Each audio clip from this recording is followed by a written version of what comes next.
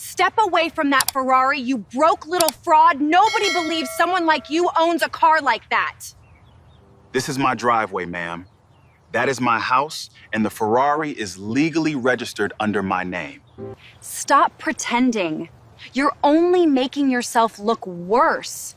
I understand you're upset, but I'm not leaving my own property because you made an assumption. Good, stay right there. The police can explain what happens when thieves get too comfortable. Vanessa raised her middle finger at Marcus as the officers locked the handcuffs around his wrists. Marcus never flinched. Neighbors watched the humiliation unfold, unaware that the man being arrested owned 51% of her company. Before continuing, comment where in the world you are watching from and make sure to subscribe, because tomorrow's story is one you can't miss. Marcus Ellison stood perfectly still in his new driveway, one shoulder pressed against the gleaming red Ferrari. The morning sun caught the car's paint, making it look like liquid fire against the pristine concrete. Behind him, 3 movers carried furniture through the open front door of the mansion he'd purchased 2 weeks ago. The biggest piece, a mahogany desk that had cost more than most people's cars, disappeared into what would become his home office. Ashbourne Crest stretched out around him like a picture from a luxury magazine. Every lawn was trimmed to exactly 2 inches. Every mailbox was polished brass. Every driveway was swept clean. The houses sat far back from the street, protected by iron gates and old money attitudes. Marcus had studied this neighborhood for months before buying here. He knew what he was walking into. Across the street, Vanessa Holbrook stepped out of her white Range Rover, designer heels clicking against the pavement. She wore a cream blazer that probably cost $3,000 and carried herself like someone who had never been told no. Her blonde hair was pulled back in a tight ponytail that made her sharp features look even more severe. She was beautiful in the cold way that rich women often were, polished, calculated, and completely convinced of her own importance. Marcus watched her notice him. He saw the exact moment her expression changed from mild curiosity to something darker. Her eyes moved from his face to the Ferrari, then to the mansion behind him, then back to his face. The confusion lasted maybe 3 seconds. Then came the anger. She stormed across the street without looking for traffic. Her face was flushed red beneath her expensive makeup. She pointed at Marcus like he was something disgusting she'd found on her shoe. "What do you think you're doing?" she snapped, stopping just inside his property line. "You picked the wrong neighborhood to play rich in." Marcus straightened up slowly, keeping his hands visible and his voice calm. "Good morning. I'm Marcus Ellison. This is my house." He gestured toward the mansion. "That's my car." He nodded toward the Ferrari. "You're standing in my driveway." Vanessa's laugh was sharp and ugly. "Your house? Your car?" She stepped closer, invading his personal space. "Do you have any idea where you are right now? This is Ashbourne Crest. People like you don't just show up here with cars like that unless something illegal is happening." A neighbor walking his golden retriever slowed down to watch. An elderly woman watering her roses pretended not to stare while hanging on every word. Marcus felt their eyes on him, measuring his reaction, waiting to see if he would lose control. He didn't. "The property deed is in my name," Marcus said quietly. "The vehicle registration matches my license. Would you like to see the paperwork?" "Paperwork can be faked," Vanessa shot back. "I don't know what scam you're running or who you think you're fooling, but it won't work here. We protect each other in this neighborhood. We look out for suspicious activity." She pulled out her phone, her manicured thumb hovering over the screen. "There's a man here stealing a Ferrari," she said into the phone, her voice suddenly shaking with fake fear. "He's in my neighborhood, and I'm scared." The police cruiser pulled into the driveway with its lights flashing, but no siren. Officer Grant Bellamy climbed out of the driver's seat, his thick frame filling out his uniform like he spent more time at the gym than behind a desk. His partner, Officer Daniel Reeves, emerged from the passenger side, younger and leaner, his eyes already scanning the scene with careful attention. Vanessa rushed toward them, her heels clicking rapidly against the concrete. "Officers, thank God you're here. This man refuses to leave. He's been standing here for 20 minutes, acting like he owns the place. Marcus remained exactly where he was, one shoulder still pressed against the Ferrari, hands clearly visible at his sides. He watched Bellamy's face, noting how the officer's expression hardened the moment he saw a black man standing next to an expensive car in this neighborhood. "Sir, step away from the vehicle," Bellamy commanded, without introducing himself or asking a single question. His voice carried the kind of authority that expected instant obedience. Marcus didn't move. "Officer, I'd like to show you my identification, vehicle registration, and property deed. Everything will confirm that I live here and own this car." "I said step away from the vehicle," Bellamy repeated, his hand moving closer to his belt. "Now." Vanessa stepped forward, pointing directly at Marcus's face. Then she did something that made every neighbor stop pretending they weren't watching. She flipped him off, holding her middle finger inches from his nose. "You deserve this," she hissed. "You deserve to be caught. People like you don't just appear in places like Ashbourne Crest with cars like that. You don't belong here, and everyone knows it." Marcus looked at her finger, then at her face, his expression never changing. "Ma'am, you're now on my property, pointing at me and using profanity. I've offered to show identification to clear this up." "Don't you dare talk to her like that," Bellamy snapped. He moved forward and grabbed Marcus's wrist, his grip tight enough to hurt. "Turn around, hands behind your back." "Wait," Officer Reeves said, stepping closer. "Shouldn't we check his ID first? He's been cooperating." Bellamy ignored his partner. "He matches the description of a suspicious person reported in the area. We're detaining him for investigation." A crowd was forming along the sidewalk. Mrs. Patterson from 3 houses down held up her phone, recording everything. The man walking his dog had stopped completely, his mouth hanging open. 2 teenagers on bikes had appeared from somewhere, their phones also out and filming. Marcus felt Bellamy's grip tighten on his wrist, felt the officer trying to force him to turn around. The humiliation was deliberate, performed for an audience. Vanessa stood behind Bellamy with her arms crossed, satisfied smile spreading across her face like she was watching justice being served. Marcus kept his voice steady and clear. He looked directly at the small camera mounted on Bellamy's uniform, knowing that every word would be captured in high definition. "Officer, is everything being recorded?" The question hung in the air like a challenge. Bellamy's grip loosened slightly. Reeves shifted uncomfortably. The neighbors kept filming, sensing that something important was happening, but not sure what. Vanessa's smile faltered for just a moment. Officer Reeves stepped closer to the Ferrari, pulling out his radio and notepad. "Let me just verify this information," he said, glancing at Marcus with something that might have been apology in his eyes. "What's the license plate number?" Marcus recited the numbers and letters clearly. "The registration is in the glove compartment. The vehicle identification number is visible through the windshield on the driver's side." Reeves walked around the car, checking the VIN against his notes. His radio crackled as he called in the plate number to dispatch. The wait felt endless, with Vanessa tapping her heel against the concrete and Bellamy shifting his weight from foot to foot, his earlier confidence starting to crack around the edges. "Copy that," Reeves said into his radio. He looked up at Marcus, then at his partner. "Vehicle is registered to Marcus Ellison at this address. No liens, no theft reports, no flags in the system." Vanessa's mouth opened slightly, but she recovered quickly. "That doesn't prove anything. Papers can be forged. Identity theft happens all the time. Rich people get their cars stolen, and the thieves are smart enough to make fake documents." Marcus reached slowly into his back pocket, his movements deliberate and visible. "Officer Reeves, here's my driver's license. You can also check the property records. I purchased this house 2 weeks ago." Reeves took the license and walked back to the patrol car, leaving Bellamy standing awkwardly between Marcus and Vanessa. The neighborhood had grown quieter, but more people were watching from their windows and front yards. Someone had called others because cars were slowing down as they passed the house. Mrs. Patterson had moved closer, her phone still recording. "Officer," she called out, "this young man was here yesterday directing the moving trucks. The real estate agent introduced him to several of us as the new owner.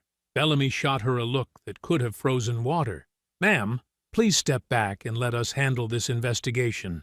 But Mrs. Patterson didn't back down. She was 72 years old, had lived in Ashbourne Crest since it was built, and had buried 2 husbands who fought in wars so people could speak freely in America.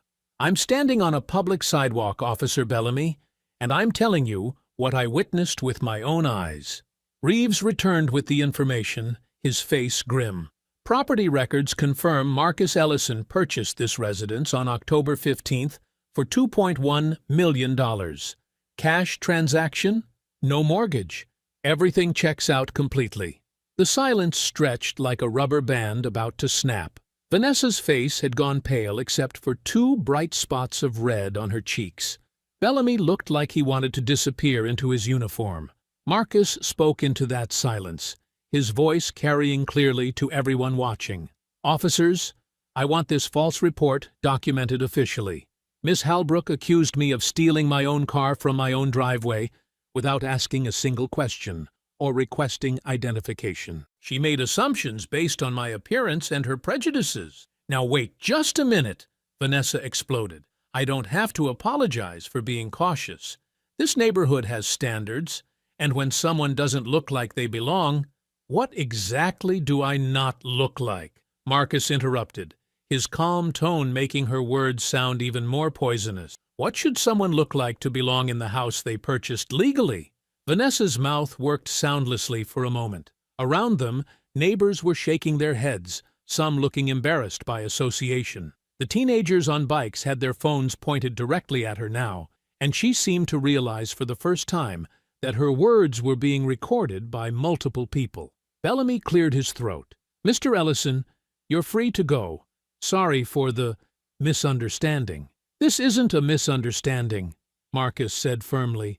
"This is a false police report based on racial assumptions. I want it documented that Miss Halbrook called 911 and claimed I was stealing a vehicle that belongs to me from property that I own without any evidence of wrongdoing." Reeves nodded reluctantly.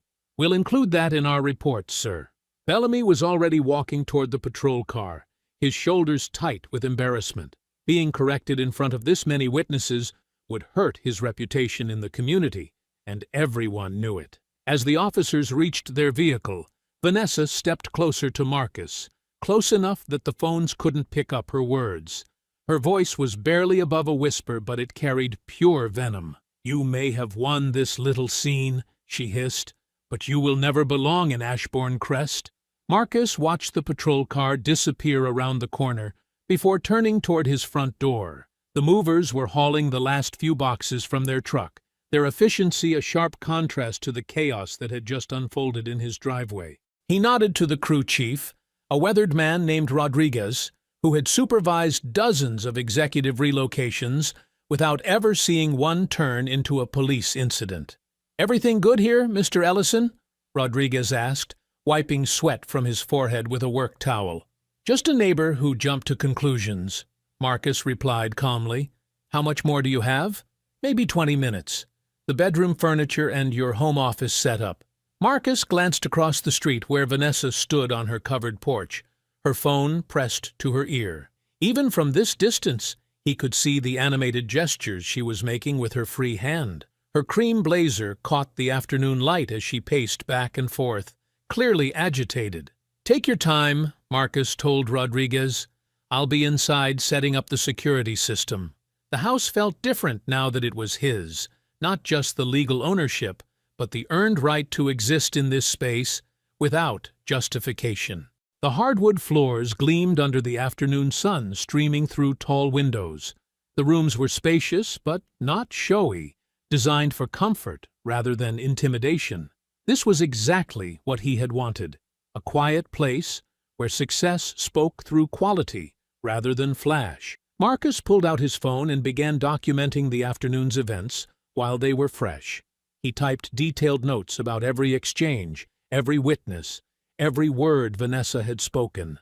The timestamps, the officers' names and badge numbers, the license plates of cars that had slowed to watch, everything went into a secure document he saved to an encrypted cloud service. Outside, Vanessa's voice carried across the street, though he couldn't make out specific words. She had been on the phone for 15 minutes straight, and from her body language, she was working through a contact list. By 5 o'clock, the movers had finished and departed. Marcus was organizing his home office when his phone buzzed with a text from Mrs. Patterson. "Dear Mr. Ellison, several neighbors received a video message from Vanessa claiming you were aggressive with her. I wanted you to know some of us are not buying it. The recording I made tells the real story." 20 minutes later, his doorbell chimed. A teenager on a bicycle held out an official-looking envelope with the Ashbourne Crest HOA logo embossed on expensive paper. "Delivery for Marcus Ellison," the kid said, clearly uncomfortable with the formality of the task.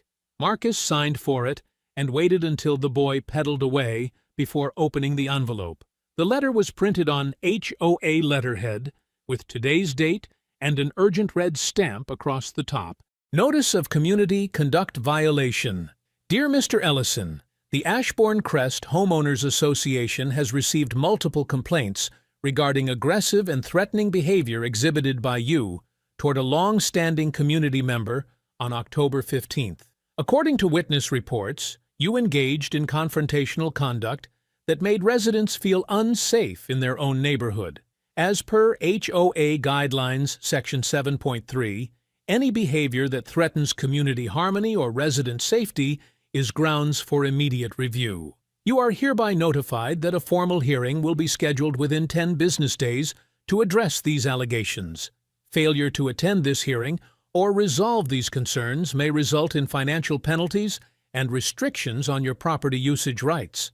Respectfully, Charles Morrison, HOA President Marcus, read the letter twice, noting the careful legal language that avoided any specific accusations while painting him as a threat. Vanessa had moved quickly from police intimidation to social destruction, using the community's power structure to isolate him. His phone buzzed again. This time, it was a video message sent to multiple numbers, including his own. The sender was listed as Concerned Neighbor. The video showed Vanessa in her foyer, her hair slightly mussed, and her makeup smudged under her eyes. She spoke in a shaky voice that trembled with apparent fear. "I know this is hard to watch, but I had to share what happened today. A new resident became extremely aggressive when I tried to welcome him to the neighborhood. I was frightened for my safety and had to call the police. Please be careful around this person. I'm honestly scared to leave my house." The clip was only 30 seconds long, expertly edited to remove any context about her accusations, her confrontational approach, or the officers confirming Marcus owned everything she had claimed he stole. Marcus's phone immediately started buzzing with messages from neighbors he hadn't even met yet. Some were concerned, others demanding explanations, a few openly hostile. Vanessa had turned his first day in Ashbourne Crest into a campaign against his reputation. Instead of responding to any of the messages, Marcus screenshotted each one and saved them to his documentation file. He downloaded the security footage from his driveway cameras, backing up multiple copies to different services. Then he scrolled through his contacts and found the number he needed. Nora Whitfield, attorney at law. "Nora, it's Marcus. We need to talk. Let me guess.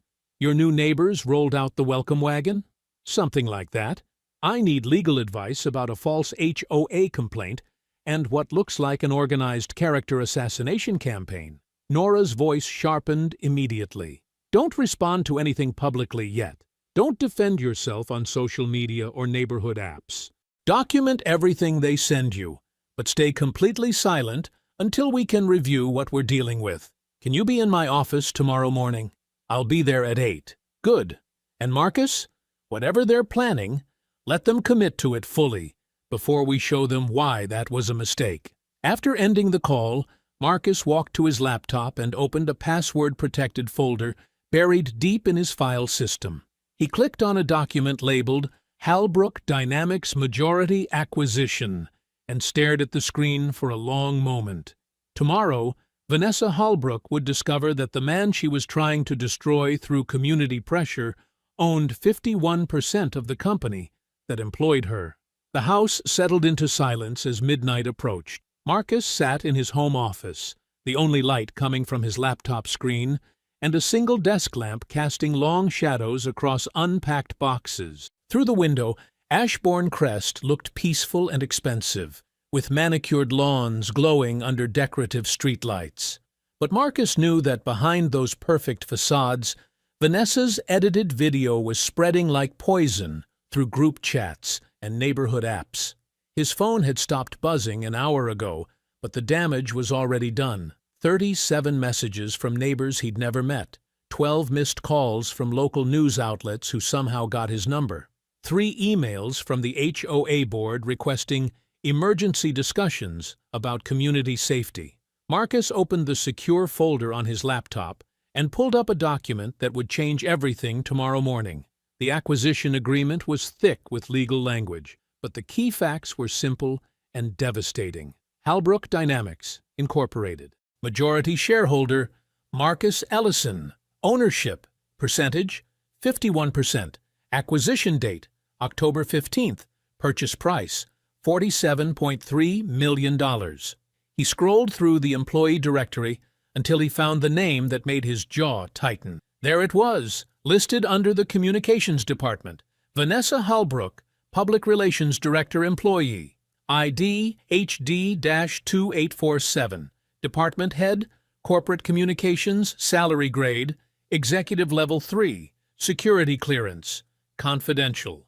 The woman who had flipped him off in his own driveway, called the police with false accusations, and was now spreading lies through social media, worked for the company he controlled. She drew her paycheck from an account he could freeze with a single phone call.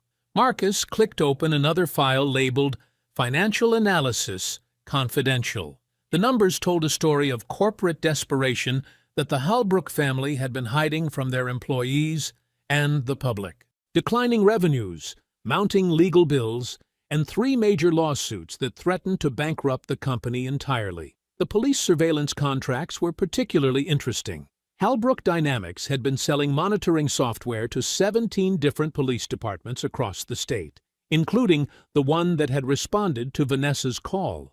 The system was designed to flag anomalous behavior in residential areas, but the complaint records showed a disturbing pattern of racial bias in the alerts. Marcus had discovered the company's problems during his research into local government contracts. What started as due diligence for his investment portfolio had revealed a network of corruption that reached into police departments, city councils, and suburban homeowner associations. The Halbrook family thought they were selling technology. In reality, they were profiting from institutional prejudice. His laptop chimed with an incoming video call. Nora Whitfield appeared on screen, her office clearly visible behind her despite the late hour. "You're working late," Marcus said. "So are you. I've been digging into your new neighbor situation." Nora held up a thick folder. "Did you know that Officer Bellamy's department has a 3-year contract with Halbrook Dynamics worth $2.8 million annually? I saw that in the acquisition files. They're paying for surveillance software that basically automates racial profiling. It gets worse. I found the deployment records. Their system flagged your address as a high-value anomaly within 6 hours of you moving in. A black man in an expensive car living in Ashbourne Crest triggered their algorithm automatically." Marcus leaned back in his chair, processing the implications. So, Vanessa didn't just call the police because she's racist. She called them because her family's company trains officers to see people like me as suspicious. Exactly. And there's more. And Nora flipped through her papers. "I pulled the corporate records going back 5 years. Halbrook Dynamics was hemorrhaging money until your acquisition. The family was 3 months away from bankruptcy when Eleanor Halbrook signed the sale agreement. Does Vanessa know her mother sold the company to save it? According to my source, inside their legal department, Eleanor never told Arthur or Vanessa about the majority sale. They think they still control everything." Nora's smile was sharp. "Which brings us to tomorrow's emergency board meeting." Marcus pulled up his calendar. 9 a.m., Halbrook Dynamics headquarters. First item of business, introducing the new majority shareholder to the executive team. Are you sure you want to reveal yourself tomorrow? We could wait, gather more evidence, build a stronger case for the discrimination lawsuit. Marcus shook his head firmly. No, Vanessa chose to escalate this by attacking my reputation and turning the neighborhood against me. She's counting on me being isolated and powerless. I won't give her time to dig in deeper. What's your strategy when you walk into that boardroom? Simple. I want to see their faces when they realize who they're dealing with. I want to watch Vanessa understand that every lie she's spreading can be traced back to her own employment records. I want her family to know that their rescue came from the man their daughter tried to humiliate. Nora nodded approvingly. And after you've established control? Marcus looked at the financial reports spread across his desk, then at his phone showing the 17 hostile messages from neighbors who had never bothered to introduce themselves properly. He thought about Vanessa's smug expression as she watched the police treat him like a criminal in his own driveway. Tomorrow, Vanessa Holbrook learns whose driveway she stepped into. The Ashbourne Crest Community Clubhouse buzzed with tension as Marcus walked through the double-glass doors. 23 residents had gathered for what the emergency notice called a community safety discussion. Most sat in small clusters, whispering and shooting glances toward the front row where Vanessa held court. She had dressed for battle in a navy blazer and cream silk blouse, her blonde hair pulled back in a severe bun that made her look like a prosecutor. A manila folder thick with printed papers sat on her lap. To her left sat the Hendersons, an elderly couple who owned the largest house on Maple Ridge Drive. To her right, the Blackwells from the corner mansion nodded along as she spoke in hushed, urgent tones. Near the back door, Officer Bellamy stood with his arms crossed, still in uniform despite being officially off-duty. His presence wasn't required for an HOA meeting, but his message was clear. Vanessa had brought backup. Marcus chose a seat in the middle section, close enough to hear every word, but far enough to observe the whole room. He wore a simple black suit with no tie, his expression calm and unreadable. The manila folder in his hands was much thinner than Vanessa's, but he held it with quiet confidence. HOA President Patricia Webb called the meeting to order. She was a woman in her early 60s with silver hair and the careful mannerisms of someone who had spent decades managing corporate boards before retirement. We're here to address concerns about a recent incident involving 2 of our residents, Patricia began. Ms. Holbrook has requested time to present evidence regarding neighborhood safety. Vanessa stood gracefully, smoothing her blazer as she walked to the front of the room. Her voice carried the polished confidence of someone accustomed to controlling narratives. Thank you, Patricia. What happened in my neighborhood 3 days ago was deeply troubling. She opened her folder and began distributing photocopied screenshots.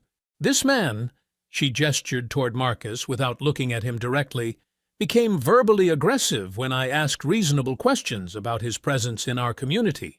Marcus watched the residents examine the printed images. Vanessa had cropped the photos carefully, showing her looking frightened while Marcus appeared to be gesturing toward her. The timestamps were visible, but the sequence had been rearranged to suggest a different story. I feared for my safety, Vanessa continued, her voice dropping to emphasize vulnerability. Men who respond with hostility to simple neighborly questions raise serious red flags about their character and intentions. Mrs. Henderson raised her hand. Vanessa, dear, what exactly did you ask him? I simply wondered if he needed directions or assistance. Luxury vehicles are often targeted by criminals in upscale neighborhoods. I was trying to be helpful. Several residents nodded sympathetically.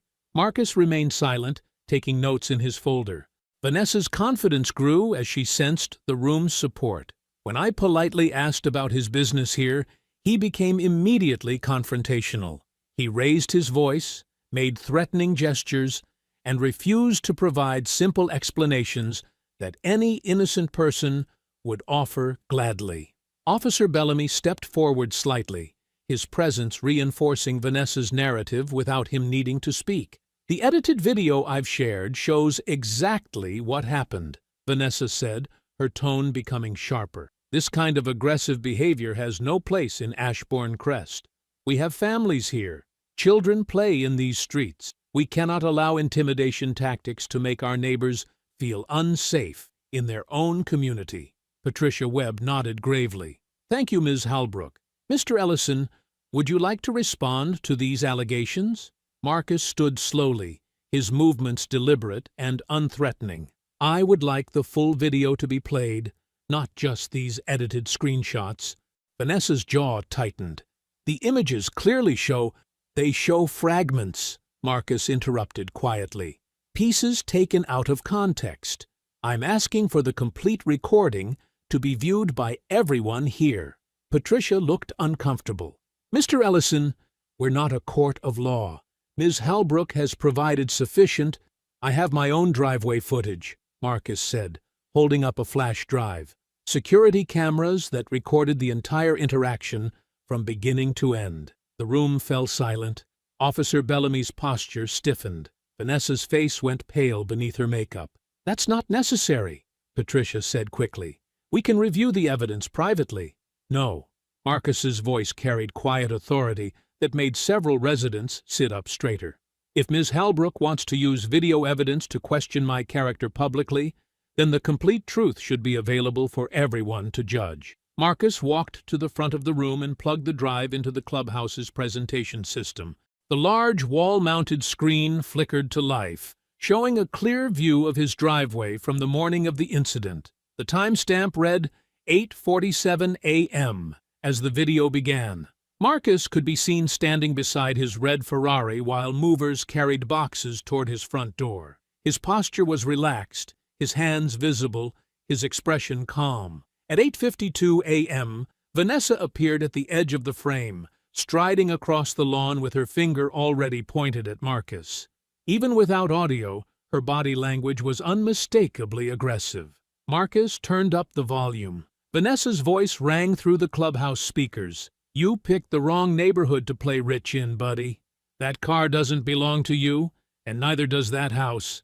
The room watched in stunned silence as the real conversation unfolded. They heard Marcus calmly state that he owned both the house and the car. They saw Vanessa laugh in his face, flip him off inches from his nose, and call 911 while making wild accusations. Men like you don't just appear in places like that with cars like that, Vanessa's recorded voice declared with contempt. Mrs. Henderson gasped audibly. Mr. Blackwell shook his head in disbelief. Officer Bellamy took a step toward the exit. The video continued, showing Vanessa coaching the police officers, pointing dramatically at Marcus, and insisting he must be lying despite his documentation. It captured her theatrical performance when the officers arrived, complete with claims that she had feared for her safety from a man who had never raised his voice or made a threatening gesture. When the 23-minute recording ended, the clubhouse was dead quiet. Vanessa's face was flushed red with rage and humiliation. "This is exactly what I mean," she exploded, her polished composure cracking completely. "He's trying to embarrass me on purpose. He recorded this whole thing to make me look bad." "You made yourself look bad," said a voice from the back. It was Tom Morrison, a quiet man who rarely spoke at HOA meetings. "We all just watched you lie to the police about what happened." "I didn't lie about anything," Vanessa snapped. "I had legitimate concerns." "You assumed he was a criminal because he's black," Mrs. Henderson said quietly, her elderly voice carrying shocking moral clarity. "That's what we just watched, dear. That's what you did." Vanessa whirled around, her eyes blazing. "How dare you twist this into something racial? This was about protecting our community." "From what?" Marcus asked, his voice cutting through her protests like a blade. "From a man standing in his own driveway?" The room erupted in uncomfortable murmurs. Patricia Webb called for order, but the damage was done. Vanessa's carefully constructed narrative had collapsed under the weight of objective truth. Marcus closed his folder and stood to leave. He had said everything that needed saying. The residents of Ashbourne Crest could draw their own conclusions from what they had witnessed. As he reached the door, Vanessa's phone rang with a sharp, urgent tone. She glanced at the screen, and her face went ashen. Halbrook Dynamics, executive assistant, appeared on the display. She answered with a shaking hand. "This is Vanessa." The voice on the other end was loud enough for nearby residents to hear. "Ms. Halbrook, you need to report to headquarters immediately. Emergency board meeting in 1 hour. Do not be late." Vanessa stared at her phone in confusion as the line went dead. She looked around the room, seeing neighbors who now viewed her with suspicion instead of sympathy. Marcus walked out of the clubhouse without looking back, leaving Vanessa to face the consequences of the truth she had tried so hard to bury. Vanessa's heels clicked against the marble floor of Halbrook Dynamics headquarters as she stormed through the glass doors. Her face was flushed with anger and humiliation from the HOA meeting. The recording had made her look bad, but she refused to accept that she had done anything wrong. The security guard nodded respectfully as she passed. The receptionist smiled and said good afternoon. Everything felt normal in the corporate tower that bore her family name. Here, she was still Vanessa Halbrook, daughter of power, holder of influence. She stepped into the executive elevator and pressed the button for the 32nd floor. As the floors ticked by, she straightened her blazer and checked her reflection in the polished steel doors. Whatever this emergency meeting was about, she would handle it the way Halbrooks always handled problems, with money, connections, and the quiet confidence that came from owning everything that mattered. The elevator opened into the executive suite. Vanessa walked past her assistant's empty desk and pushed through the heavy wooden doors of the main boardroom. Eleanor Halbrook sat at the head of the long mahogany table, her silver hair pulled back in a perfect chignon. Her cream-colored suit was immaculate, but her usually steady hands trembled slightly as she turned pages in a thick folder. Arthur Halbrook stood by the floor-to-ceiling windows, his broad shoulders tense beneath his navy suit jacket. He stared out at the city skyline with the expression of a man watching storm clouds gather. 3 other board members sat around the table: Patricia Drummond from Legal, Robert Kellison from Operations, and David Sterling from Finance. Their faces were pale with concern. "Mother, what's this about?" Vanessa asked as she took her usual seat. "I had to leave an important community meeting. Sit down and be quiet," Arthur said, without turning from the window. His voice carried a harshness that made Vanessa's stomach clench. Eleanor looked up from her folder with tired eyes. "We have a problem, Vanessa. A very serious problem." "What kind of problem?" "The majority investor," Patricia Drummond said carefully. "The one who bought 51% of the company through the emergency restructuring deal. He's coming today." Vanessa relaxed slightly. This was business. This was something she understood. "So, we charm him, show him the quarterly projections, make him feel important. Rich men are all the same. They want respect and deference. We give him both, and he leaves us alone to run the company." Arthur turned from the window with a bitter laugh. "You think this is some soft Wall Street type who just wants dividend checks? This investor has been asking very specific questions, Vanessa. Questions about our public safety contracts, questions about police department relationships, questions about discrimination complaints." "So what?" Vanessa shrugged. "We have excellent relationships with law enforcement. That's good for business." Eleanor's hands stilled on the folder. "He specifically requested records of all internal communications involving police interactions with residents in gated communities." A cold finger of unease touched Vanessa's spine, but she pushed it away. "That's oddly specific, but it's probably just due diligence. Rich investors always want to see everything before they make major decisions." The boardroom door opened, and Eleanor's assistant stepped inside. "Ma'am, your 4 o'clock appointment is here." Eleanor nodded stiffly. "Send them in." Vanessa turned toward the door, expecting to see some hedge fund manager in an expensive suit. Instead, Marcus Ellison walked into the boardroom wearing a charcoal gray suit and carrying a leather briefcase. Behind him followed a sharp-eyed woman with silver-streaked hair pulled back in a professional bun. The blood drained from Vanessa's face. Her mouth opened and closed without sound. Marcus took the seat directly across from her, with calm confidence. The woman sat beside him and opened her own briefcase with practiced efficiency. "Good afternoon," Marcus said, in the same steady voice Vanessa remembered from the driveway. "I'm Marcus Ellison, majority owner of Halbrook Dynamics. This is Nora Whitfield, my legal counsel and corporate advisor." Eleanor's composure finally cracked. Her face went pale beneath her perfectly applied makeup. Arthur gripped the back of his chair so hard his knuckles turned white. "I've reviewed the preliminary financial statements," Marcus continued, his tone businesslike and professional.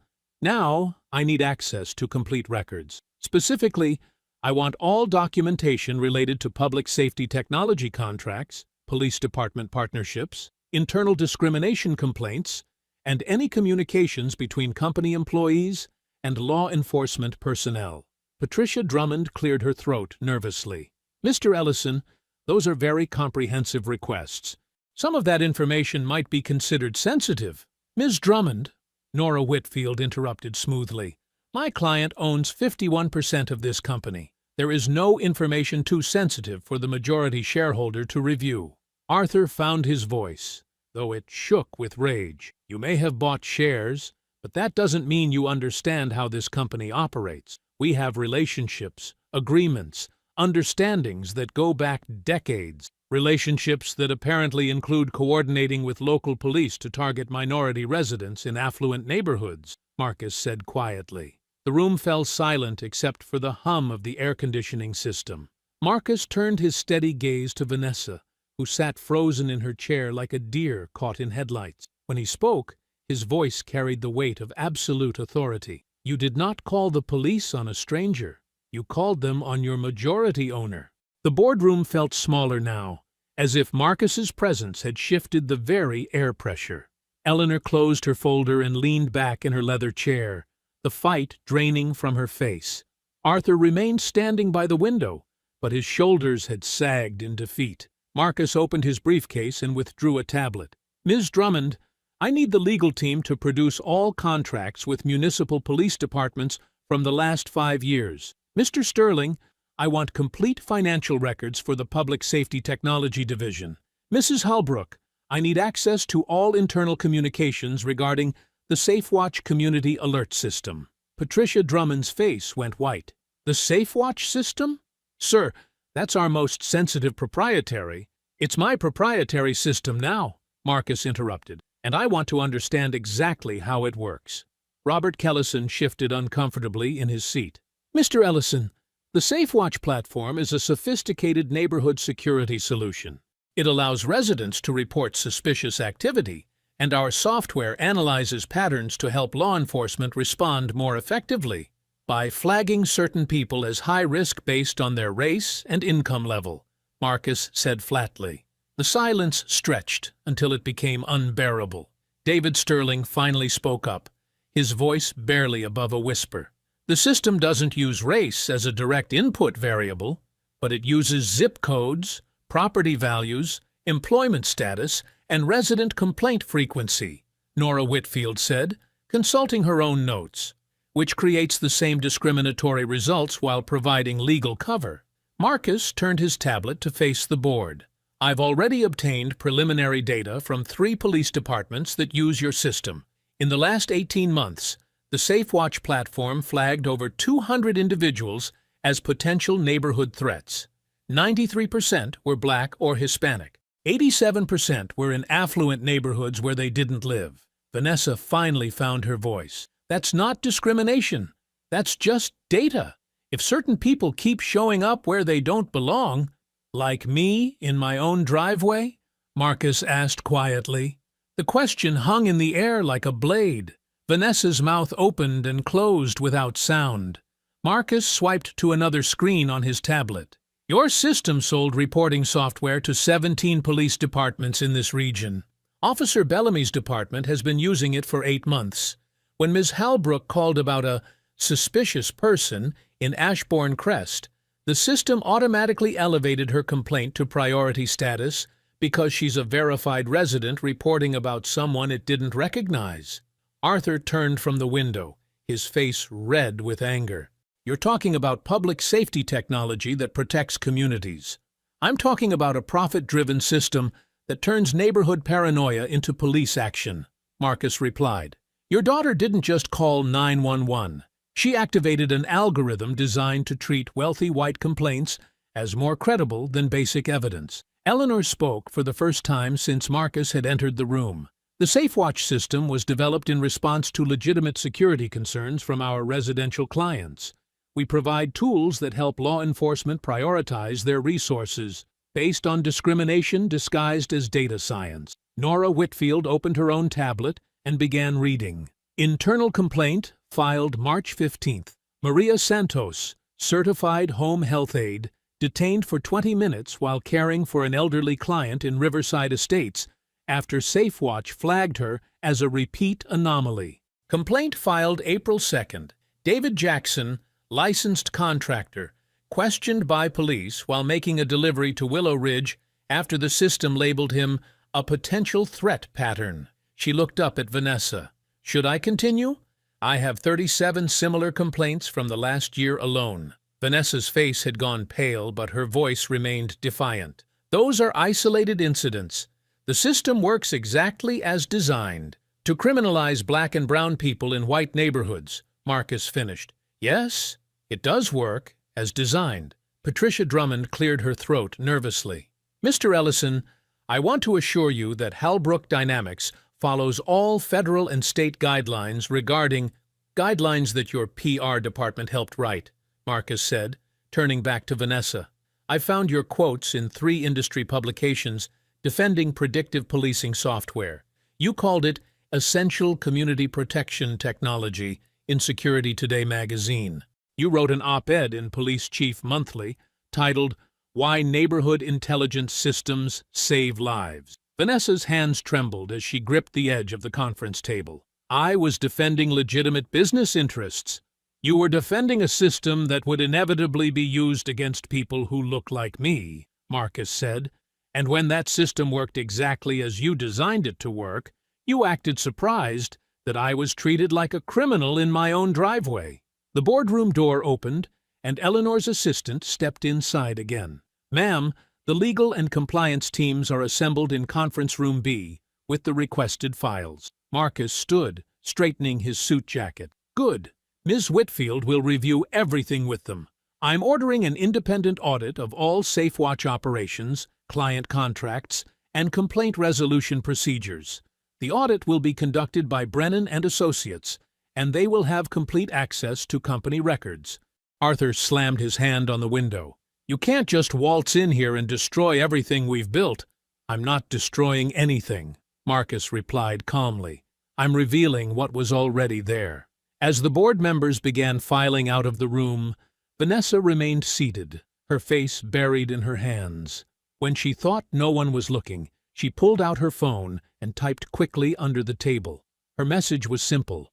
Grant, I need to see you. Emergency. Can't talk on company phone. Meet me at the usual place in 1 hour. She hit send and slipped the phone back into her purse, unaware that Marcus had seen every word. 3 hours later, the board reconvened in the same conference room. The afternoon sun cast long shadows across the polished table as Marcus reviewed the final stack of documents that Nora had compiled with the legal team. The evidence was overwhelming. Marcus looked up at the remaining board members. Eleanor sat rigid in her chair, her face a mask of controlled fury. Arthur paced behind her like a caged animal. Patricia Drummond stared at her hands. The other board members shifted uncomfortably in their seats.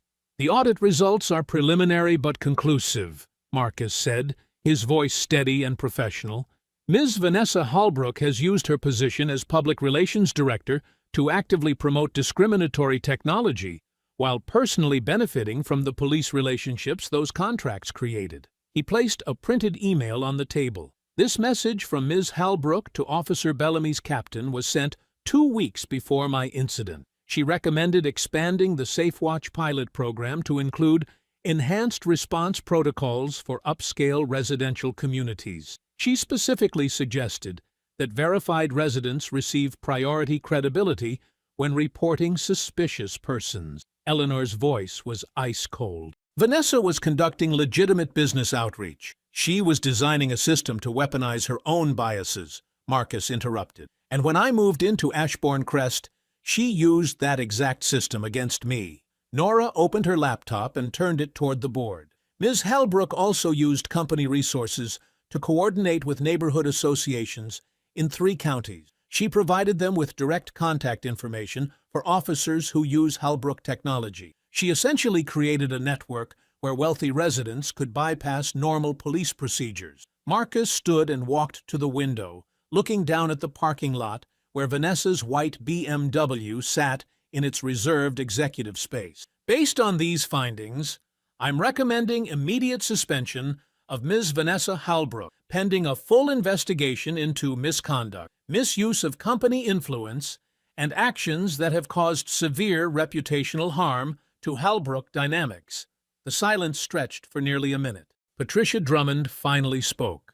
Mr. Ellison, Vanessa has been with the company for 8 years. Her performance reviews have always been excellent. Her performance reviews don't mention that she's been using company influence to ensure police treat her complaints as more credible than evidence, Marcus replied, without turning around. They don't mention that she's created a system where people who look like me are automatically suspect in neighborhoods where we have every right to be. Arthur stopped pacing. This is about one misunderstanding in a driveway. No. Marcus turned back to face the board. This is about a pattern of behavior that turned a misunderstanding into a humiliation. Ms. Halbrook didn't just call the police. She activated a system designed to ensure they would believe her without question. Eleanor's hands were clenched so tightly her knuckles had turned white. You're asking us to suspend my daughter based on your interpretation of— I'm not asking, Marcus said quietly. I own 51% of this company. I'm informing you of my decision. The vote was called. 5 board members voted yes reluctantly. Eleanor and Arthur abstained. The motion passed. 20 minutes later, Vanessa stood in the executive elevator as Security Officer Williams waited patiently beside her. Her personal items had been packed into a small cardboard box that she clutched against her chest. Her access badge had been deactivated. Her company email was suspended. Her parking space would be reassigned by morning. This isn't over, she said to Marcus as the elevator doors began to close. Marcus watched the numbers descend until they reached the ground floor. Through the window, he saw Vanessa storm across the parking lot, her heels clicking angrily on the concrete. She threw the box into her BMW and sat behind the wheel for several minutes, her phone pressed against her ear. Outside the Halbrook Dynamics building, Vanessa's hands shook as she dialed Bellamy's number. "Grant, I need you to listen to me," she said when he answered. "Marcus threatened me after the board meeting. He cornered me in the hallway and said I would regret crossing him." Bellamy's voice was cautious. "Vanessa, you need to be very careful about making statements like that. If you're filing a complaint—" "I'm not filing anything yet," she interrupted. "I'm telling you what happened. He used his position to intimidate me. He made it clear that he would use his power to destroy me if I didn't stay quiet." There was a long pause. "Vanessa, after what happened in the driveway, any complaint you make is going to be scrutinized very carefully. Grant, remember who helped your department get those technology contracts," she said, her voice hardening. "Remember who made sure your captain got invited to those security conferences. Remember who's been protecting your career for the last 3 years." Bellamy was quiet for a moment. Then, "What exactly are you asking me to do?" "I'm asking you to do your job. If a citizen reports feeling threatened, you investigate. That's all." After she hung up, Vanessa sat in her car for another 10 minutes, composing herself. Then she pulled out her phone and switched to video mode. When she pressed record, her eyes were red, and her voice trembled with carefully practiced emotion. "My name is Vanessa Halbrook, and I need to tell you what happened to me today," she began, looking directly into the camera. "A man used his wealth and power to silence me because I stood up for my neighborhood. He bought control of my family's company and used it to destroy my career because I dared to question him." Tears rolled down her cheeks as she continued. "This isn't about race or discrimination. This is about a powerful man who can't accept that someone challenged him. He's using his money to ruin my life, and I'm afraid of what he might do next." The video was 18 minutes long.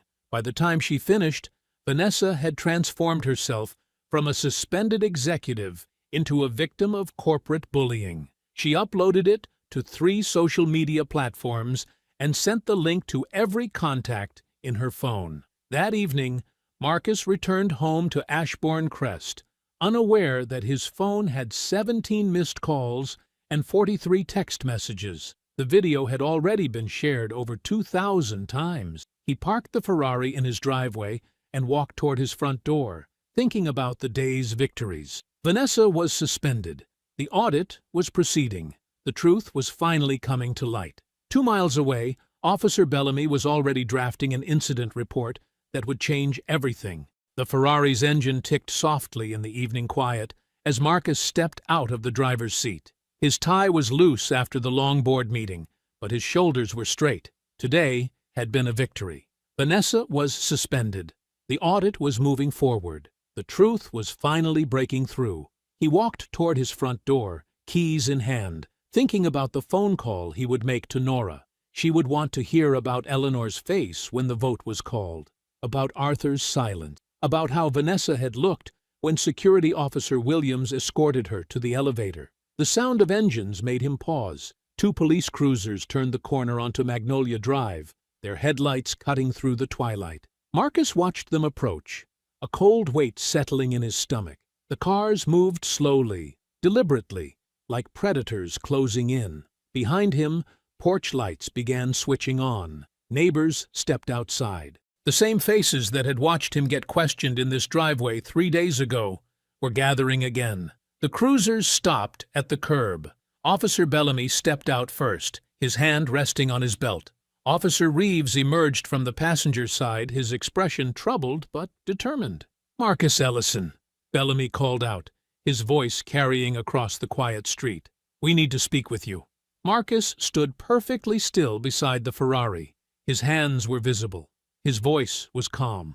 "What can I help you with, officer?" Bellamy walked up the driveway with Reeves following behind. "Ms. Vanessa Holbrook filed a criminal complaint this afternoon. She says you threatened her after a business meeting." "I see," Marcus said quietly. "May I ask what specific threat she claims I made?" "She says you cornered her in a hallway and told her she would regret crossing you, that you used your position to intimidate her." Marcus felt the familiar surge of anger, but his face remained neutral. "That didn't happen." "Were there witnesses to this alleged threat?" Bellamy's jaw tightened. "Ms. Holbrook's statement is enough to proceed with questioning. I need you to turn around and place your hands behind your back." "Officer, I haven't been charged with anything. Am I under arrest? You're being detained for questioning regarding criminal threats. Turn around now." Marcus glanced at Reeves, whose face showed clear discomfort. The younger officer's eyes kept darting toward the growing crowd of neighbors. "May I see the written complaint?" Marcus asked. "Or speak to my attorney before—" "I'm not going to ask again," Bellamy interrupted, stepping closer. "Turn around, hands behind your back." Across the street, Vanessa Holbrook appeared on her porch. She wore a soft sweater and carried a tissue in her hand, the picture of a frightened victim. Her eyes met Marcus's across the distance, and something cold passed between them. More neighbors emerged from their houses. The Martinez family stood on their lawn. The elderly couple from the corner house watched from their driveway. Phone screens began glowing as people started recording. Marcus slowly turned around. "I want it noted that I'm cooperating fully and requesting legal representation." The handcuffs clicked into place behind his back. The sound was sharp in the evening air, carrying clearly to every watching neighbor. "Marcus Ellison, you're being detained on suspicion of criminal threats," Bellamy announced loudly, as if he wanted the entire street to hear. "You have the right to remain silent." Reeves stepped forward. "Sir, we'll transport you to the station for questioning. This is standard procedure." Marcus nodded. His voice remained steady, but something had changed in his eyes. "I understand, Officer Reeves." As they walked him toward the patrol car, Vanessa called out from her porch. Her voice carried perfectly across the quiet street. "You may own paper, Marcus," she said, loud enough for every neighbor to hear. "But I own people." The words hit like a slap. Several neighbors looked uncomfortable, but no one spoke up. No one moved to help. They just watched and recorded as Marcus was placed in the back of the police car. The humiliation burned deeper than the first encounter. 3 days ago, He had been a stranger they didn't understand. Now he was a neighbor being arrested in front of his own home. Now Vanessa had turned his moment of corporate victory into public disgrace. The patrol car pulled away from the curb. In the back seat, Marcus sat quietly with his hands cuffed behind him. Through the window, he watched the neighbors slowly return to their houses. He watched Vanessa disappear back inside, her performance complete. Reeves adjusted the rear-view mirror. "Sir, is there anything you want to tell us about what happened today?" Marcus met his eyes in the mirror. His voice was calm, almost conversational. "Tell Nora the red folder is enough." The fluorescent lights in the holding room buzzed like angry wasps. Marcus sat on the metal bench, his hands finally free of handcuffs, but his expensive suit wrinkled from the arrest. The concrete walls were painted institutional green, chipped and stained from years of holding people who waited for justice or judgment. He checked his watch. 11:47 p.m. Down the hall, Officer Reeves pulled out his phone and dialed the number Marcus had given him. The call went to voicemail first, then connected on the second try. "This is Nora Whitfield." "Ms. Whitfield, this is Officer Daniel Reeves with Ashbourne Police.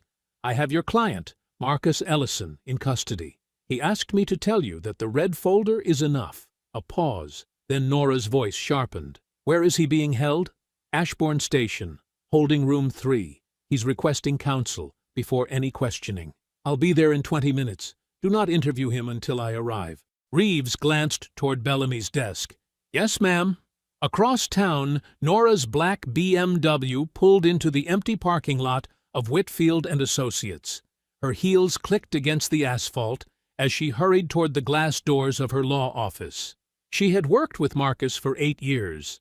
She knew him better than his own family. Marcus didn't panic. Marcus didn't get arrested unless he planned to get arrested. The elevator carried her to the 14th floor.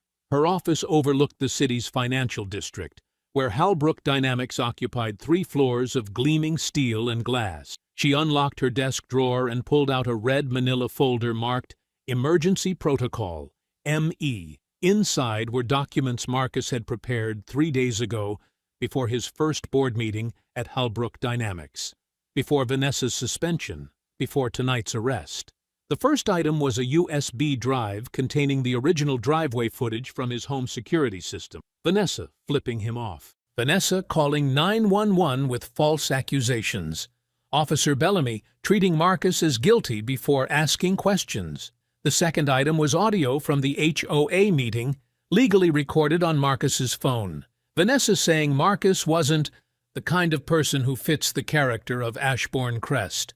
Board members agreeing that certain residents didn't belong. The third item made Nora's jaw tighten. Corporate emails between Vanessa and the marketing department discussing police partnerships and community safety analytics. Charts showing how Halbrook's software flagged minority residents in wealthy neighborhoods as anomalous presences requiring additional verification. The fourth item was a communication log from Halbrook's internal security review. Text messages between Vanessa Halbrook and Officer Grant Bellamy, dating back 6 months. Dinner plans, coffee meetings, Vanessa asking for special attention to neighborhood disturbances. Bellamy promising to handle problem residents with appropriate response. The final item was a federal contract proposal. Halbrook Dynamics had bid on expanding their police technology to 12 additional departments, using Ashbourne as their success model. The technology that had helped target Marcus was being sold as a product. Nora opened her laptop and began typing. Emergency motion for immediate release due to prosecutorial misconduct, false arrest, and violation of civil rights. She attached every piece of evidence from the red folder. Then she opened a second document, Complaint to the Federal Bureau of Investigation regarding systemic civil rights violations through biased technology and police partnership corruption. A third document went to the City Inspector General's office. A fourth to the Halbrook Dynamics Board's independent counsel, the law firm hired to oversee Marcus's takeover process. By 12:30 a.m., copies of Marcus's evidence package were sitting in 4 different email inboxes, with red receipts requested. Back at the police station, Officer Bellamy stood outside holding room 3. He had sent Reeves home an hour ago. The hallway was empty except for the night desk sergeant, who was busy with paperwork. Bellamy opened the door and stepped inside. "Your lawyer's on her way," he said, settling into the plastic chair across from Marcus. "But we can make this easier if you just explain what really happened today." Marcus looked up from his hands. His voice was calm, almost conversational. "I'd like to wait for counsel." "Come on, Marcus. We've been neighbors for what, 4 days? I'm trying to help you here. Vanessa Halbrook is respected in this community. She's scared of you. Her whole family is scared of you." Marcus said nothing. Bellamy leaned forward. "You think buying that company makes you untouchable? You think money changes what people see when they look at you?" Marcus met his eyes steadily. "I'd like to wait for counsel.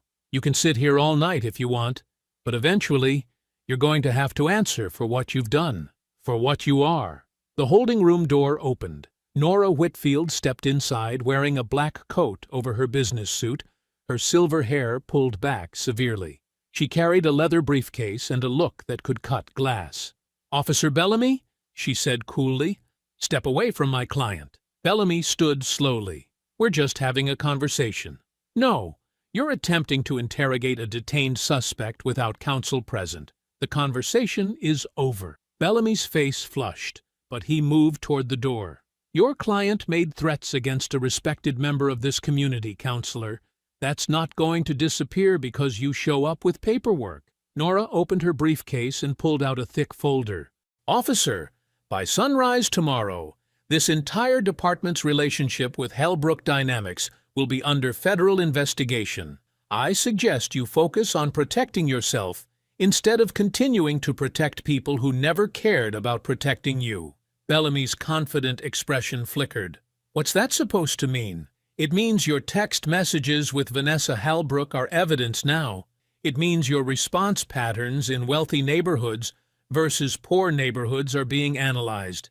It means the technology contract your department signed with Halbrook Dynamics is about to become Exhibit A in a civil rights investigation." The color drained from Bellamy's face.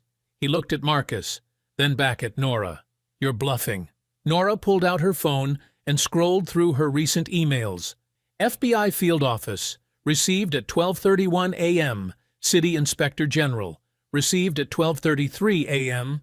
Federal Communications Commission, received at 12:35 a.m. She looked up at Bellamy. "Would you like me to continue?"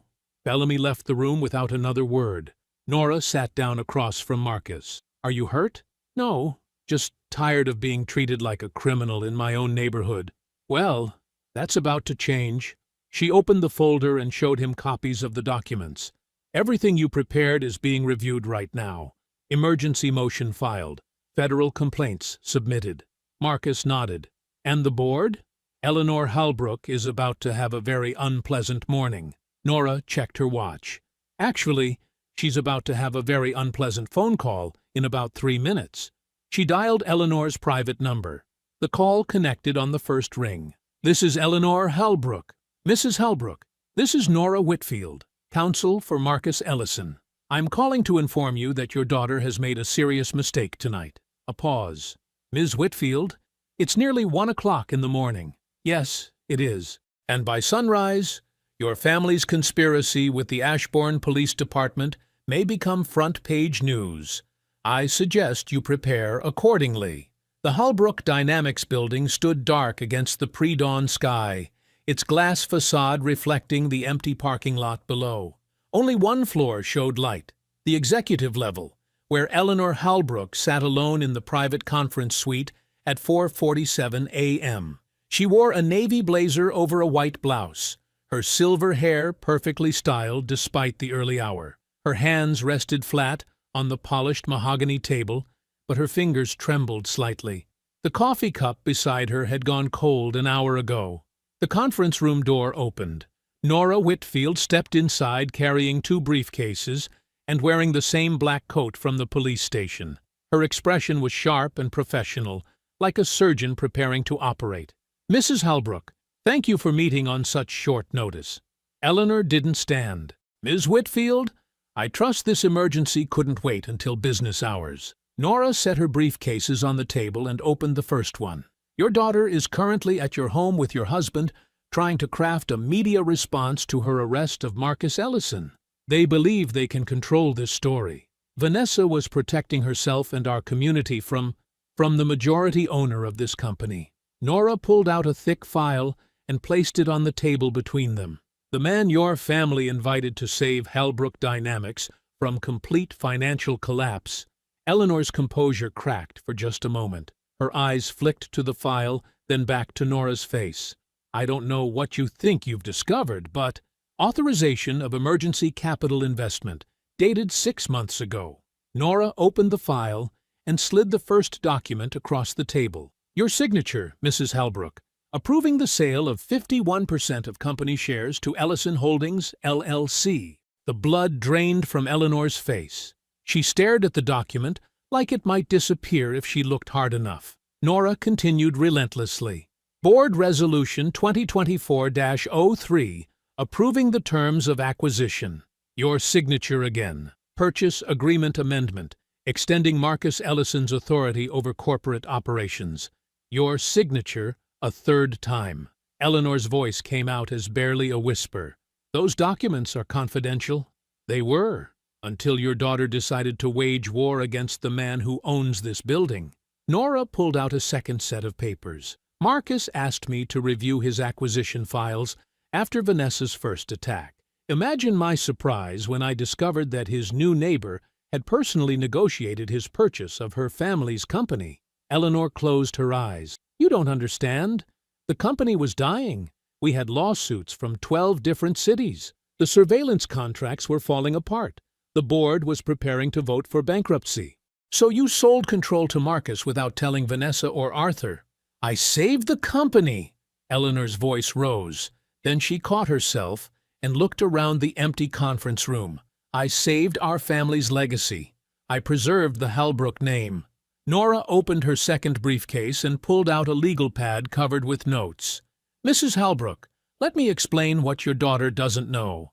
The man she called the police on yesterday owns the patents to every piece of technology this company produces. He controls the board votes that determine executive salaries. He has the authority to fire any employee, including family members, for misconduct. Eleanor's hands pressed flat against the table. Vanessa doesn't know about the sale. No, she believes she's fighting an intruder. She has no idea she's attacking the person who prevented her family from losing everything. Nora leaned forward. But Marcus knows exactly who she is. And after yesterday, he knows exactly what kind of person she is. What do you want from me? Nora pulled out a federal subpoena and placed it on top of the other documents. The FBI's Civil Rights Division is investigating Halbrook Dynamics contracts with local police departments. They're particularly interested in how surveillance data was used to profile residents in wealthy neighborhoods. Eleanor read the subpoena with growing horror. They want me to testify about company operations. They want you to testify about everything.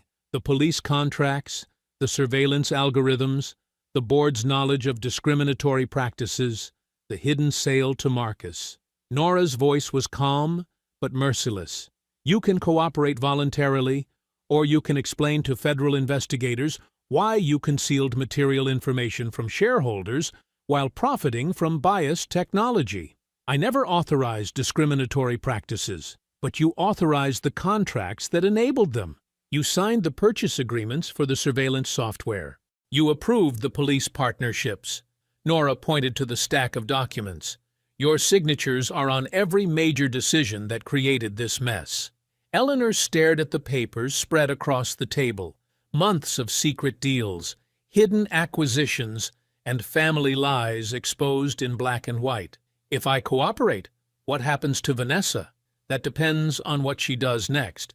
But Mrs. Halbrook, your daughter, called the police on her own company's majority owner, had him arrested on false charges, and tried to destroy his reputation using technology your company provided to law enforcement. Nora closed her briefcase with a sharp click. Vanessa created this situation.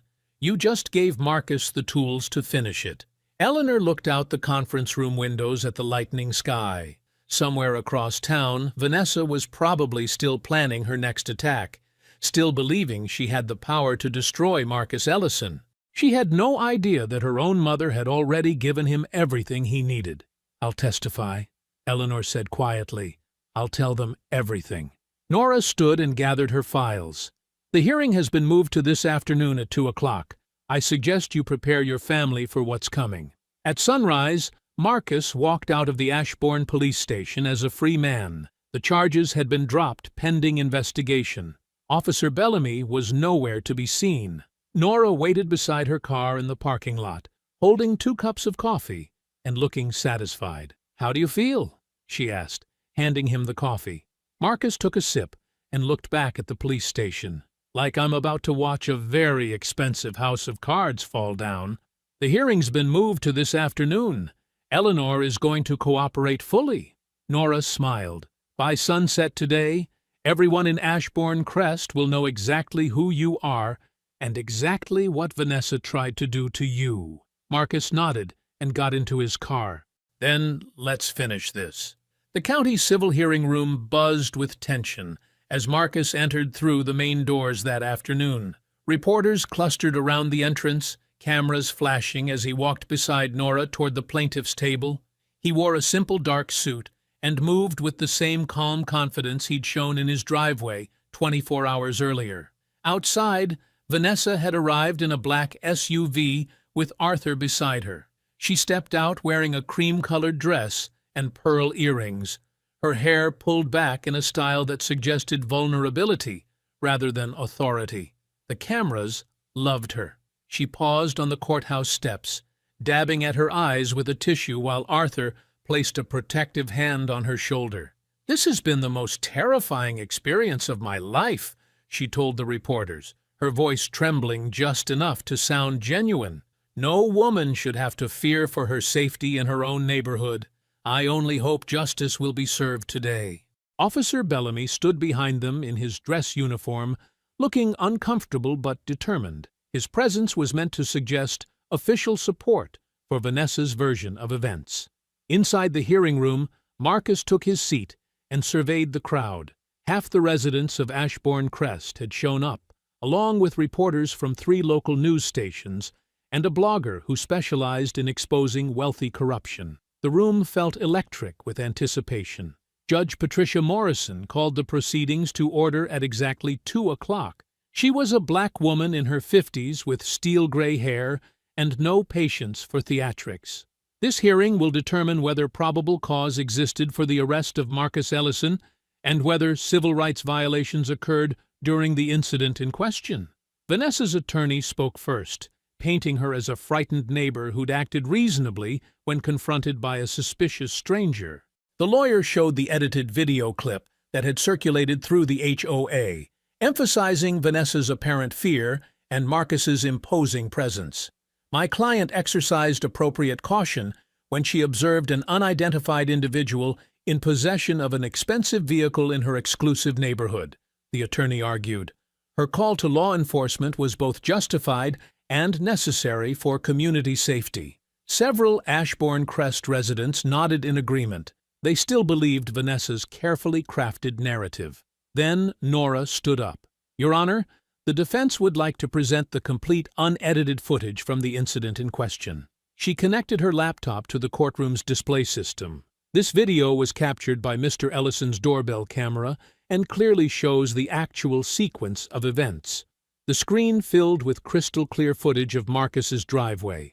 The movers were visible in the background. The Ferrari gleamed in the morning sunlight. Marcus stood calmly beside his car, checking his phone. Then Vanessa appeared on screen, storming across the lawn with her finger already pointed accusingly. The room watched in stunned silence as Vanessa flipped Marcus off inches from his face. Her voice carried clearly through the courtroom speakers. "You picked the wrong neighborhood to play rich in, idiot." Gasps rippled through the audience.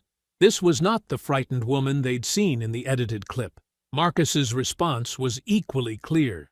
"This is my house. That is my car. You are standing in my driveway." Vanessa's cruel laugh echoed through the hearing room. Several residents shifted uncomfortably in their seats.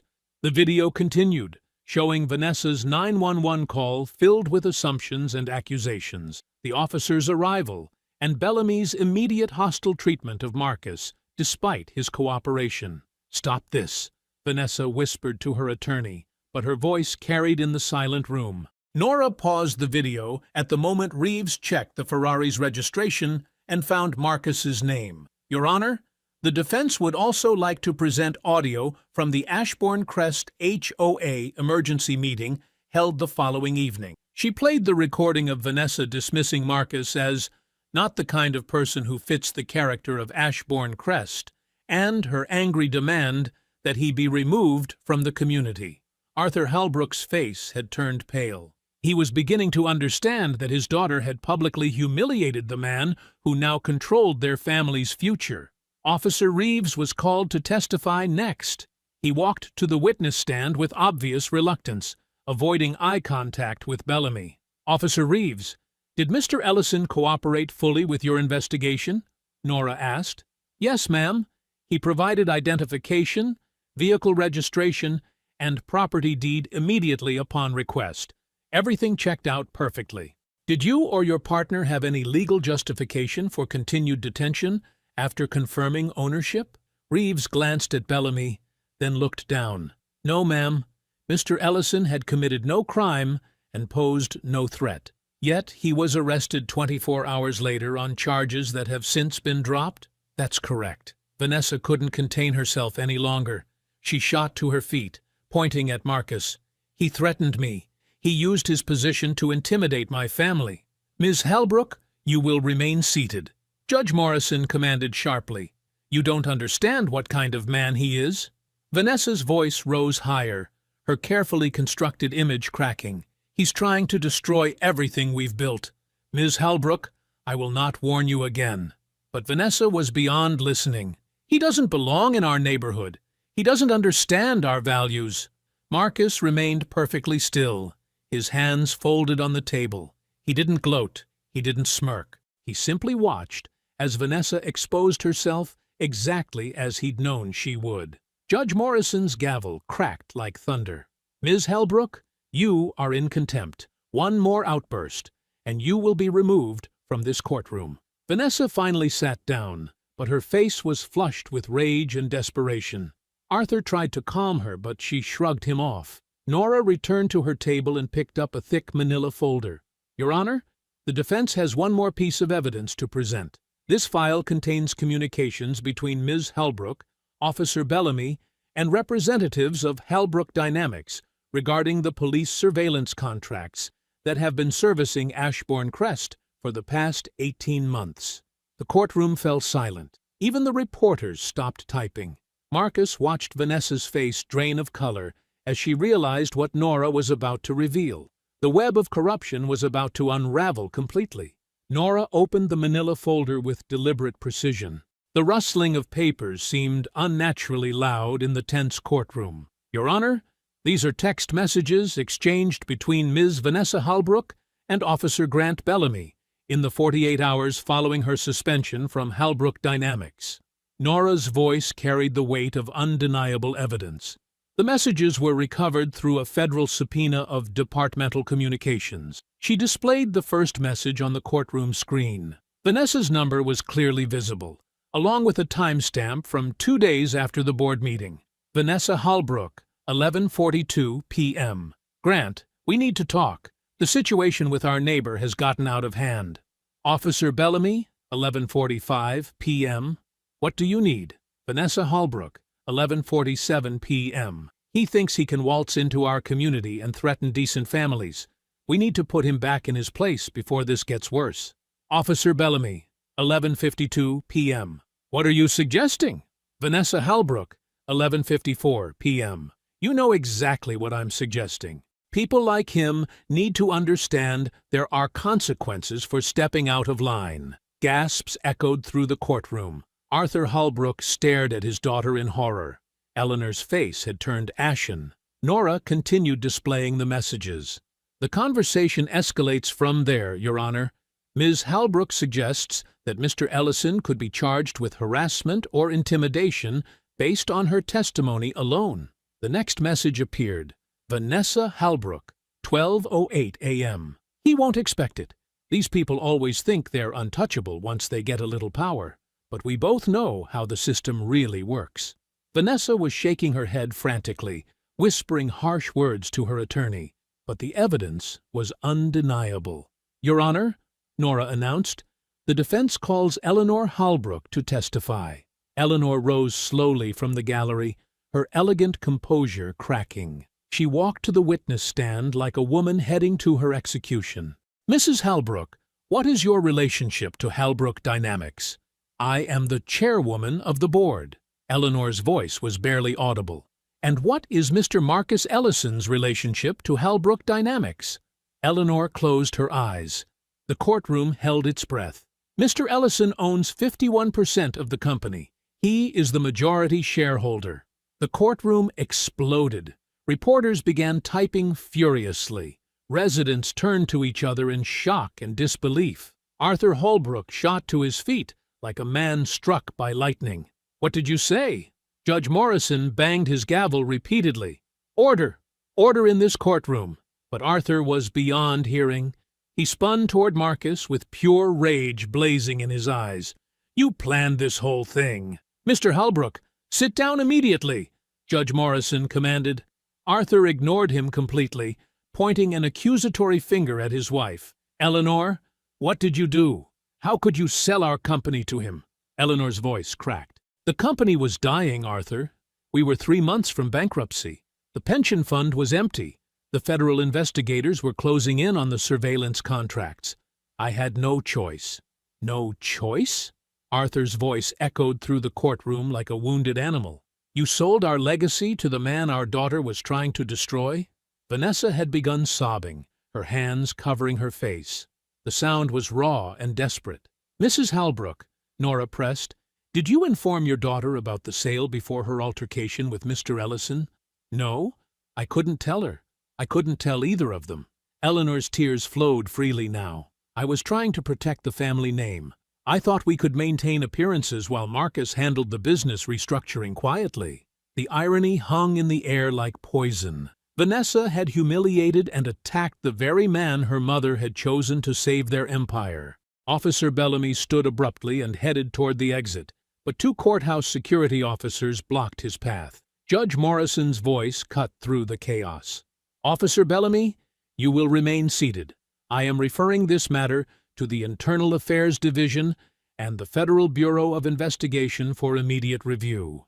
Bellamy's face went white. He sank back into his chair as if his legs had given out. Furthermore, Judge Morrison continued, I am ordering a complete review of the arrest complaint filed against Mr. Ellison for potential misconduct and civil rights violations. News alerts were already pinging on phones throughout the courtroom. Social media was exploding with real-time updates. Vanessa's carefully constructed image was collapsing in front of the entire community. Marcus remained silent, watching the destruction unfold around him. He had not spoken a single word of revenge or triumph. He had simply let the truth do its work. The hearing concluded with Judge Morrison's final declaration. This court finds no credible evidence to support the harassment charges against Mr. Ellison. All complaints are dismissed with prejudice. Outside the courthouse, reporters swarmed Marcus as he descended the steps. Cameras flashed, microphones thrust toward his face. Mr. Ellison, how does it feel to be vindicated? Will you be seeking damages against the Halbrook family?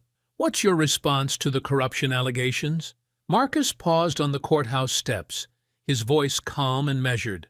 Accountability begins today. He walked away without another word. The morning sun cast the same golden light across Ashbourne Crest as it had 3 weeks earlier. Marcus stood in his driveway beside the red Ferrari, but everything had changed. The moving boxes were gone from behind him. The uncertainty was over. The truth had won. Mrs. Patterson from 2 houses down approached first, her silver hair catching the morning breeze. She carried a plate covered in blue checkered cloth and walked with the careful steps of someone carrying shame. Mr. Ellison, she said softly, stopping a respectful distance away. "I owe you an apology." Marcus turned toward her with the same calm expression he had worn through every confrontation. "Good morning, Mrs. Patterson." I believed her video without asking questions. "I voted to censure you at the HOA meeting." Her voice shook with genuine regret. "I was wrong, completely wrong. I'm sorry." She extended the plate toward him. "Fresh apple muffins, my grandmother's recipe. It's not enough, but it's a start." Marcus accepted the plate, his expression softening slightly. "Thank you. The apology means more than you know." Word had spread quickly through the neighborhood about yesterday's hearing. By 9 in the morning, a steady stream of residents approached Marcus's driveway. Some came with baked goods. Others simply offered handshakes and quiet words of respect. Tom and Linda Jeffries, the retired couple who had tried to defend him at the HOA meeting, brought fresh coffee in a thermos. "We're glad you stayed," Tom said firmly. "This neighborhood needs people who stand up for what's right." Marcus poured coffee into the thermos cap and leaned against the Ferrari's hood. For the first time since moving to Ashbourne Crest, he felt genuinely welcome. A police cruiser turned onto the street, and several neighbors tensed instinctively. But Marcus recognized the driver immediately. Officer Daniel Reeves parked at the curb and walked toward the driveway alone, still in uniform, but moving with the heavy steps of a man carrying guilt. "Mr. Ellison," Reeves said, removing his cap, "I'm off duty, but I needed to come by personally." "Officer Reeves, I should have stopped what happened in this driveway 3 weeks ago. I should have checked your documents first. I should have questioned Bellamy's approach." Reeves looked directly into Marcus's eyes. "I was a coward. I followed orders instead of following the law." The gathered neighbors listened in respectful silence as Reeves continued. "Bellamy's been suspended pending federal investigation. Internal Affairs is reviewing every arrest he made in the past 2 years. Especially in neighborhoods like this one. The department's implementing new protocols for bias training and community oversight." Reeves paused, his voice heavy. "It's not enough to fix what happened to you, but it's a start." Marcus studied the officer's face, seeing genuine remorse rather than political calculation. "What matters now is what you do going forward." Reeves nodded and walked back to his cruiser, leaving Marcus with a deeper sense that real change was beginning to take root. Across the street, the transformation was even more dramatic. Vanessa's mansion, which had once seemed like a fortress of privilege, now displayed a large "For Sale" sign planted prominently in the manicured front lawn. Moving boxes lined the curved driveway where luxury cars used to gleam. Marcus caught glimpses of Vanessa through the front windows, directing movers with sharp, angry gestures. Her fall from power had been swift and complete. The woman who had once controlled neighborhood social dynamics was now being whispered about as neighbors watched her pack her life away. The financial news had broken simultaneously with the criminal investigation updates. Halbrook Dynamics stock had plummeted overnight as investors learned about the corruption, the biased surveillance contracts, and the family's internal collapse. The company's board had moved quickly to distance themselves from the scandal. Marcus's phone buzzed with a text from Nora Whitfield. "Official announcements going live now. Board approved everything." He opened the news app and saw the headlines cascading across business networks. Halbrook Dynamics terminates PR director Vanessa Halbrook following federal investigation. Eleanor Halbrook resigns as chairwoman amid corruption probe. Arthur Halbrook stripped of advisory powers. But the news that satisfied Marcus most was buried in the third paragraph. New majority owner Marcus Ellison announced the immediate cancellation of all biased surveillance contracts with local police departments and the establishment of a victim compensation fund for residents wrongly targeted by discriminatory reporting systems. The company that had profited from the very system used to humiliate him was now being transformed into something that would protect others from the same treatment. His phone rang with a call from the corporate attorneys finalizing the name change paperwork. By next week, Halbrook Dynamics would officially become Ellison Civic Systems, with new leadership, new ethics oversight, and a new mission focused on community safety rather than social control. Marcus finished his coffee and handed the empty thermos back to Tom Jeffries, who had waited patiently nearby. "Will you stay in the neighborhood?" Linda Jeffries asked with genuine hope. Marcus looked around at the faces surrounding him, neighbors who had finally seen past their assumptions and were offering the respect he had deserved from the beginning. Then he glanced across the street at Vanessa's mansion, where moving trucks were loading the remnants of an empire built on false power. "This is my home," Marcus said simply, leaning back against the Ferrari in his own driveway. "I'm not going anywhere." The morning sun climbed higher, casting his shadow long and steady across the pavement, where Vanessa had once tried to make him disappear. If you enjoyed the story, leave a like to support my channel, and subscribe so that you do not miss out on the next one. On the screen, I have picked 2 special stories just for you. Have a wonderful day.